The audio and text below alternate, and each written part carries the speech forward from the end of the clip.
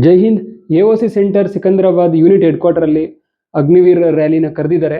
August 6ರಿಂದ 10ನೇ ತಾರೀಕು rally ನಡೀತಾ ಇದೆ. ಇವತ್ತಿನ ವಿಡಿಯೋದಲ್ಲಿ ಈ ರ್ಯಾಲಿ ಯಾರಿಗಾಗಿ, ಯಾರ್ಯಾರು ಈ ರ್ಯಾಲಿಯಲ್ಲಿ ಪಾರ್ಟಿಸಿಪೇಟ್ ಮಾಡಬಹುದು, ಯಾರು ಈ ರ್ಯಾಲಿನ ಮಾಡೋದಕ್ಕೆ ಎಲಿಜಿಬಲ್ ಆಗಿರ್ತಾರೆ, ಮತ್ತೆ ಸೆಲೆಕ್ಷನ್ ಪ್ರೊಸೆಸ್ ಹೇಗಿರುತ್ತೆ, ಏಜ್ ಕ್ರೈಟೇರಿಯಾ ಏನು, ಎಕ್ಸಾಮ್ ಯಾವ ತರ ಇರುತ್ತೆ, ಫಿಸಿಕಲ್ ಕ್ರೈಟೇರಿಯಾ ಏನು, ಇದು ಅಗ್ನಿವೀರ್ ಜಾಬ್ ಆಗಿರುತ್ತಾ ಅಥವಾ ಬೇರೆನಾ, ಸ್ಯಾಲ್ರಿ ಎಷ್ಟಿರುತ್ತೆ, ಇದು ಕೂಡ ಅಗ್ನಿಪಥ್ ಸ್ಕೀಮ್ ಅಲ್ಲೇ ಬರುತ್ತಾ, ಈ ಪ್ರತಿಯೊಂದು ಇನ್ಫಾರ್ಮೇಶನ್ ನ ಈ ವಿಡಿಯೋದಲ್ಲಿ ಸ್ಟೆಪ್ ಬೈ ಸ್ಟೆಪ್ ಕೊಡ್ತಾ ಇದ್ದೀನಿ. ಹಾಗಾಗಿ ವಿಡಿಯೋನ ಸ್ಕಿಪ್ ಮಾಡದೆ ಕೊನೆವರೆಗೂ ನೋಡಿ ಗೈಸ್. ಮತ್ತೆ ಯಾರೆಲ್ಲ ಚಾನಲ್ ನ ಇದುವರೆಗೂ ಸಬ್ಸ್ಕ್ರೈಬ್ ಮಾಡ್ಕೊಂಡಿಲ್ಲ ಅವರು ಚಾನಲ್ ನ ಸಬ್ಸ್ಕ್ರೈಬ್ ಮಾಡ್ಕೊಂಡು ಬೆಲ್ ಐಕನ್ ನ ಕ್ಲಿಕ್ ಮಾಡಿ. ನಿಮಗೆ ಟೈಮ್ ಟು ಟೈಮ್ ಒಳ್ಳೊಳ್ಳೆ ಅಪ್ಡೇಟ್ಗಳನ್ನ ಕೊಡ್ತಾ ಇರ್ತೀನಿ. ಮತ್ತೆ ಕೆಳಗಡೆ ಹೈಪ್ ಬಟನ್ ಕಾಣ್ತಿದೆಯಲ್ಲ, ಹೈಪ್ ಮಾಡಿ. ನೀವು ಹೈಪ್ ಮಾಡೋದ್ರಿಂದ ಈ ವಿಡಿಯೋ ಎಲ್ಲ ಮಕ್ಕಳಿಗೂ ರೀಚ್ ಆಗುತ್ತೆ. ಬನ್ನಿ ಈಗ ಇನ್ಫಾರ್ಮೇಶನ್ ನ ತಿಳ್ಕೊಳ್ಳೋಣ. ಮೊದಲನೇದಾಗಿ ಈ ರ್ಯಾಲಿ ಯಾರಿಗೆ ಅಂತ ತಿಳ್ಕೊಳ್ಳೋಣ ಗೈಸ್. ನೋಟಿಫಿಕೇಶನ್ ಬಿಟ್ಟಾಗಿದೆ. ಸೋಷಿಯಲ್ ಮೀಡಿಯಾದಲ್ಲಿ ಕೆಲವು ಅಕೌಂಟ್ಗಳಲ್ಲಿ, ಚಾನಲ್ಗಳಲ್ಲಿ ನಾನು ನೋಡಿದೆ, ಎಲ್ಲ ಕ್ಯಾಂಡಿಡೇಟ್ಗಳು ಈ ರ್ಯಾಲಿಯಲ್ಲಿ ಭಾಗವಹಿಸಬಹುದು ಅಂತ ಹೇಳ್ತಾ ಇದ್ದಾರೆ. ಮತ್ತೆ ನನಗೂ ಕೂಡ ಕಮೆಂಟ್ಗಳು ಬರ್ತಾ ಇದೆ, ಸರ್ ಸಿಕಂದ್ರಾಬಾದ್ ರ್ಯಾಲಿ ಬಗ್ಗೆ ಒಂದು ವಿಡಿಯೋ ಮಾಡಿ, ಇನ್ಫಾರ್ಮೇಶನ್ ಕೊಡಿ, ಏಜ್ ಕ್ರೈಟೇರಿಯಾ ಯಾವ ತರ ಇದೆ ಸರ್, ಎಕ್ಸಾಮ್ ಪ್ಯಾಟರ್ನ್ ಯಾವ ತರ ಇದೆ, ಎಷ್ಟು ವರ್ಷ ಜಾಬ್ ಇರುತ್ತೆ, ಇದು ಅಗ್ನಿಪಥ್ ಸ್ಕೀಮ್, ಅಗ್ನಿವೀರ, ಈ ಡೀಟೇಲ್ಸ್ ಎಲ್ಲ ಹೇಳಿ ಸರ್ ಅಂತ ಕಮೆಂಟ್ಸ್ಗಳು ಬರ್ತಾ ಇದೆ. ಹಾಗಾಗಿ ನಾನು ಈ ವಿಡಿಯೋದಲ್ಲಿ ಎಲ್ಲ ಇನ್ಫಾರ್ಮೇಶನ್ ಕೊಡ್ತಾ ಇದ್ದೀನಿ.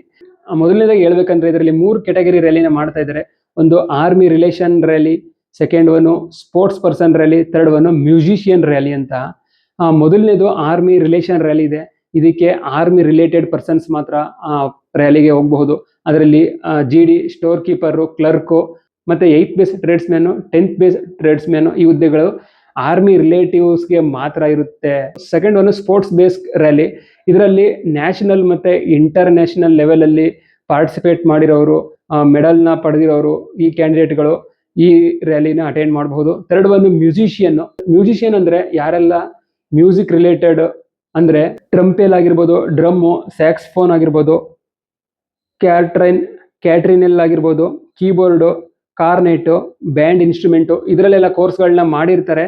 ಆ ಕ್ಯಾಂಡಿಡೇಟ್ಗಳು ಮ್ಯೂಸಿಷಿಯನ್ ರ್ಯಾಲಿಗೆ ಹೋಗಬಹುದು ಗೈಸ್. ಈಗ ಆರ್ಮಿ ರಿಲೇಟಿವ್ಸ್ ಅಲ್ಲಿ ಯಾರ್ಯಾರು ಹೋಗ್ಬೋದು ಅಂತ ಹೇಳ್ತೀನಿ. ಕೆಲವರು ಸರ್ ನನ್ನ ಬ್ರದರ್ ಇದ್ದಾರೆ, ನನ್ನ ಕಸಿನ್ ಇದ್ದಾರೆ ಸರ್, ನಮ್ಮ ಮಾವ ಆರ್ಮಿಯಲ್ಲಿ ಇದ್ದಾರೆ ಸರ್, ನಮ್ಮ ಚಿಕ್ಕಪ್ಪ ಆರ್ಮಿಯಲ್ಲಿ ಇದ್ದಾರೆ ಸರ್, ನಾವೆಲ್ಲ ಹೋಗ್ಬೋದು ಅಂತ ಕೇಳ್ತಿರ್ತೀರಾ. ಅದನ್ನು ಕೂಡ ಕ್ಲಿಯರ್ ಮಾಡ್ತೀನಿ. ಯಾರ್ಯಾರು ಆರ್ಮಿ ರಿಲೇಟೆಡ್ ರ್ಯಾಲಿಗೆ ಹೋಗಬಹುದು GD ಹುದ್ದೆಗಳಿಗೆ ಅಂತ ಹೇಳ್ತೀನಿ.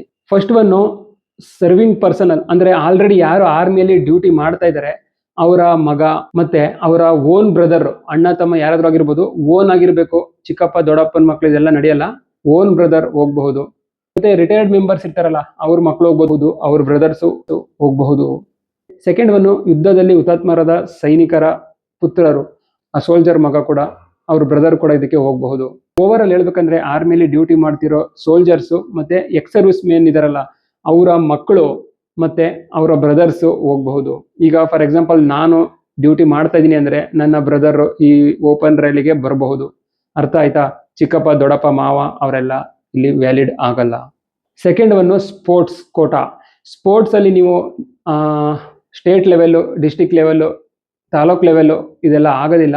ನ್ಯಾಷನಲ್ ಮತ್ತೆ ಇಂಟರ್ನ್ಯಾಷನಲ್ ಲೆವೆಲ್ ಕೇಳಿದ್ದಾರೆ. ಇಂಟರ್ ಸ್ಟೇಟ್ ಅಂತ ಹೇಳ್ತೀವಲ್ಲ ಅದು, ಮತ್ತೆ ಇಂಟರ್ನ್ಯಾಷನಲ್, ಈಗ ಏಷ್ಯನ್ ಗೇಮ್ಸ್ ಆಯ್ತು, ಒಲಿಂಪಿಕ್ಸ್ ಆಯ್ತು, ಈ ರೀತಿ ದೊಡ್ಡ ದೊಡ್ಡ ಇಂಟರ್ನ್ಯಾಷನಲ್, ನ್ಯಾಷನಲ್ ಗೇಮ್ಗಳಲ್ಲಿ ಯಾವುದೇ ಸ್ಪೋರ್ಟ್ಸ್ ಆಗಿರಲಿ, ಅಥ್ಲೆಟಿಕ್ಸು, ವಾಲಿಬಾಲು, ಕಬಡ್ಡಿ, ಫುಟ್ಬಾಲು, ಹಾಕಿ, ಸ್ವಿಮ್ಮಿಂಗು, ಎನಿ ಗೇಮ್ ಇಂಡಿಯಾದಲ್ಲಿ ನಡೆಯುವಂಥ ಯಾವುದೇ ಗೇಮಲ್ಲಿ ನ್ಯಾಷನಲ್, ಇಂಟರ್ನ್ಯಾಷನಲ್ಲಿ ಪಾರ್ಟಿಸಿಪೇಟ್ ಮಾಡಿದ್ರು ನಡೆಯುತ್ತೆ, ಅಥವಾ ಮೆಡಲ್ ಗೆದ್ದಿದ್ರು ಕೂಡ ನಡೆಯುತ್ತೆ.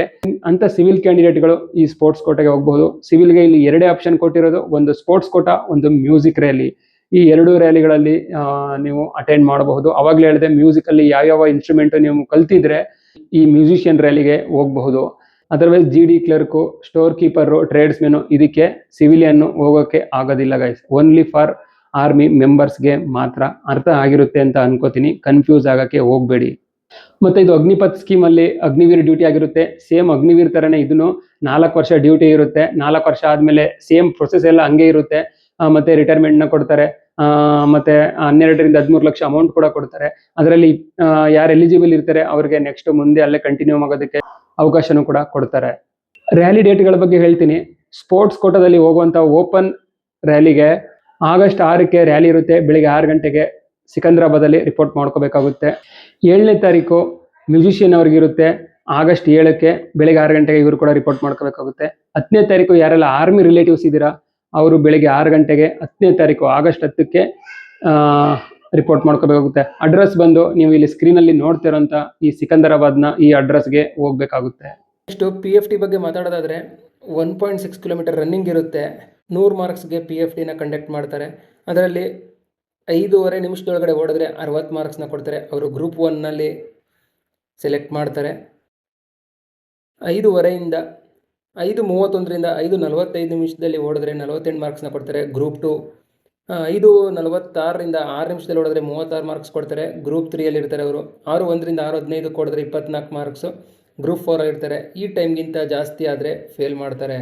ನೆಕ್ಸ್ಟು ಪುಲಪ್ಸು 10 ಪುಲಪ್ಸ್ ಹೊಡೆದ್ರೆ 40 ಮಾರ್ಕ್ಸು. 9 ಹೊಡೆದ್ರೆ 33, 8ಕ್ಕೆ 27, 7 ಹೊಡೆದ್ರೆ 21, 6 ಹೊಡೆದ್ರೆ 16, ಅದಕ್ಕಿಂತ ಕಡಿಮೆ ಹೊಡೆದ್ರೆ ರಿಜೆಕ್ಟ್. ನೆಕ್ಸ್ಟ್ 9 ಫೀಟ್ ಡಿಚ್ ಇರುತ್ತೆ. ಜಸ್ಟ್ ಇದು ಕ್ವಾಲಿಫೈ ಮಾಡಬೇಕು. 3 ಚಾನ್ಸ್ ಇರುತ್ತೆ. ಅದಾದಮೇಲೆ ಜಿಗ್ಜಾಗ್ ಬ್ಯಾಲೆನ್ಸ್ ಇರುತ್ತೆ. ಇದನ್ನು ಕೂಡ ಕ್ವಾಲಿಫೈ ಮಾಡಬೇಕಾಗುತ್ತೆ. ನೆಕ್ಸ್ಟು PST ಬಗ್ಗೆ ಮಾತಾಡೋದಾದರೆ ಫಿಸಿಕಲ್ ಸ್ಟ್ಯಾಂಡರ್ಡ್ ಟೆಸ್ಟ್ ಇಲ್ಲಿದೆ ನೋಡಿ, ನಮ್ಮ ಸೌತರ್ನ್ ಪ್ಲೇನ್ಸ್ ಅವ್ರಿಗೆ. ಇದರಲ್ಲಿ ಕರ್ನಾಟಕನೂ ಕೊಟ್ಟಿದ್ದಾರೆ ನೋಡಿ. 166 ಸೆಂಟಿಮೀಟರ್ ಹೈಟ್ ಇರಬೇಕು. ಇದು GD ಅವರಿಗೆ 166. ಇಲ್ಲಿ ಕ್ಲರ್ಕು ಮತ್ತು ಸ್ಟೋರ್ ಕೀಪರ್ಗೆ 162 ಸೆಂಟಿಮೀಟರ್ ಹೈಟ್ ಇದ್ದರೆ ಸಾಕು. ಚೆಸ್ಟು 77 ಸೆಂಟಿಮೀಟ್ರ್ ಇರಬೇಕು. ಎಕ್ಸ್ಪೆಂಡ್ ಮಾಡಿದಾಗ 5 ಸೆಂಟಿಮೀಟ್ರ್ ಎಕ್ಸ್ಪೆಂಡ್ ಆಗಿ 82 ಸೆಂಟಿಮೀಟ್ರು ಇರಬೇಕು. ನೆಕ್ಸ್ಟು ಎಜುಕೇಷನ್ ಕ್ವಾಲಿಫಿಕೇಷನ್ ಬಗ್ಗೆ ಮಾತಾಡೋದಾದರೆ ಅಗ್ನಿವೀರ್ ಜನರಲ್ ಡ್ಯೂಟಿ GDಗೆ 10th ಪಾಸ್ ಆಗಿರಬೇಕು. ಅದರಲ್ಲಿ ಓವರಾಲ್ 45% ಮಾರ್ಕ್ಸ್ ಇರಬೇಕು. ಪ್ರತಿ ಸಬ್ಜೆಕ್ಟಲ್ಲೂ 33% ಮಾರ್ಕ್ಸ್ನ ತೊಗೊಂಡಿರೋರು ಈ ಹುದ್ದೆಗಳಿಗೆ ಅಪ್ಲೈನ ಮಾಡಬಹುದು. ನೆಕ್ಸ್ಟು ಅಗ್ನಿವೀರ್ ಕ್ಲರ್ಕ್ ಮತ್ತು ಸ್ಟೋರ್ ಕೀಪರ್ಗೆ 2nd PUC ಆಗಿರಬೇಕು. ಅದರಲ್ಲಿ ಓವರಾಲು 60% ಮಾರ್ಕ್ಸ್ನ ತೊಗೊಂಡಿರಬೇಕು. ಪ್ರತಿ ಸಬ್ಜೆಕ್ಟಲ್ಲೂ 50 ಮಾರ್ಕ್ಸ್ನ ತೊಗೊಂಡಿದ್ದರೆ ಈ ಸ್ಟೋರ್ ಕೀಪರ್ ಮತ್ತು ಕ್ಲರ್ಕ್ಗೆ ಅಪ್ಲೈ ಮಾಡಬಹುದು. ಏಜ್ ಕ್ರಿಟೇರಿಯಾ ಬಗ್ಗೆ ಮಾತಾಡೋದಾದರೆ ಅಗ್ನಿವೀರ್ GDಗೆ 17ರಿಂದ 22 ವರ್ಷ ವಯಸ್ಸಾಗಿರಬೇಕು. ಡೇಟ್ ಆಫ್ ಬರ್ತ್ 1/7/2005ರಿಂದ 1/7/2009 ಈ ಡೇಟ್ ಒಳಗಡೆ ಇರಬೇಕು. ಬಾಕಿ ಉಳಿದ ಪೋಸ್ಟ್ಗಳಿಗೆ 17ರಿಂದ 22, ಡೇಟ್ ಆಫ್ ಬರ್ತ್ 1/7/2005ರಿಂದ 1/7/2009 ಸೇಮೇ ಇದೆ. ಈ ಎಲಿಜಿಬಿಲಿಟಿ ಇರೋರು ಈ ಹುದ್ದೆಗಳಿಗೆ ಅಪ್ಲೈನ ಮಾಡಬಹುದು. ಸೆಲೆಕ್ಷನ್ ಪ್ರೊಸೆಸ್ಸು ಈ ಥರ ಇರುತ್ತೆ.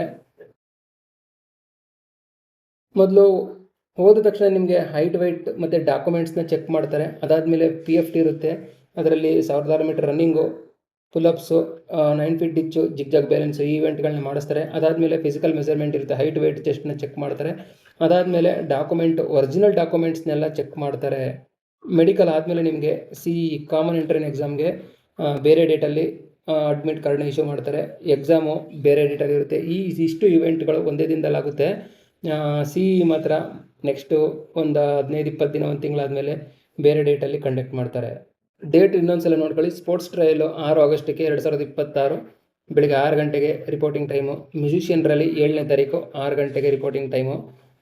ಇದೆರಡು ಓಪನ್ ರ್ಯಾಲಿ ಇರುತ್ತೆ. ಸಿವಿಲಿಯನ್ಸ್ ಎಲ್ಲ ಇದಕ್ಕೆ ಅಪ್ಲೈ ಮಾಡಬಹುದು. ನೆಕ್ಸ್ಟು ರಿಲೇಷನ್ ರ್ಯಾಲಿ 10ನೇ ತಾರೀಕಿದೆ, ಆಗಸ್ಟ್ 10ಕ್ಕೆ. ಇದು ಕೂಡ ಬೆಳಗ್ಗೆ 6 ಗಂಟೆಗೆ ರಿಪೋರ್ಟಿಂಗ್ ಮಾಡಬೇಕು. ಇದು ಓನ್ಲಿ ಫಾರ್ ಆರ್ಮಿ ಫ್ಯಾಮಿಲಿ ಮೆಂಬರ್ಸ್ಗೆ. ಡಾಕ್ಯುಮೆಂಟ್ಸ್ ಏನೇನು ತೊಗೊಂಡು ಹೋಗಬೇಕು ರ್ಯಾಲಿಗೆ ಅಂದರೆ ರಿಲೇಷನ್ ಸರ್ಟಿಫಿಕೇಟು, ಇದು ಆರ್ಮಿ ಪರ್ಸನಲ್ಗೆ. All education certificate, 10th, 8th, 2nd PUC ಈ certificate, domicile certificate, caste certificate, religion certificate,